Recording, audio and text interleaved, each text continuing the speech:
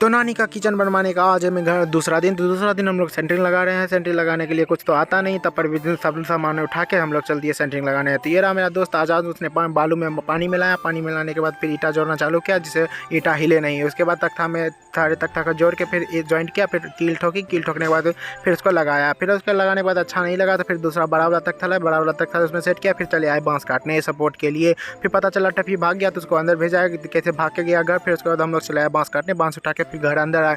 अंदर आने के बाद फिर हम लोग ने ये सेंटरिंग का लकड़ी काटना चालू किया, क्योंकि उसे परफेक्ट लगाना था। तो परफेक्ट लगने के बाद फिर हम लोग ने कांटी मारा। कांटी मारने का हमारा काम हो गया, कांटी मारने का खत्म। फिर उसके बाद बोरा फाड़ के फिर बोरा के इस पे बिछाया। बिछाने के बाद फिर हम लोग ने रॉड लगाना चालू किया। रॉड लगाने के बाद फिर ये इस साइड भी लगाना था सिंक, तो इसीलिए इधर का दीवार तोड़ने की कोशिश किया, तो हम लोग से टूटा नहीं। तो फिर मशीन से काटे। मशीन से हम लोग को चलाने आता नहीं था, इससे भी मेरे दोस्त से भी नहीं हुआ। तो हम चले आए गाय को पानी पिलाने। तो गर्मी बहुत है, आप लोग भी पशु के लिए पक्षी के लिए पानी छत पे जरूर रखें और ब्लॉग लाइक सब्सक्राइब।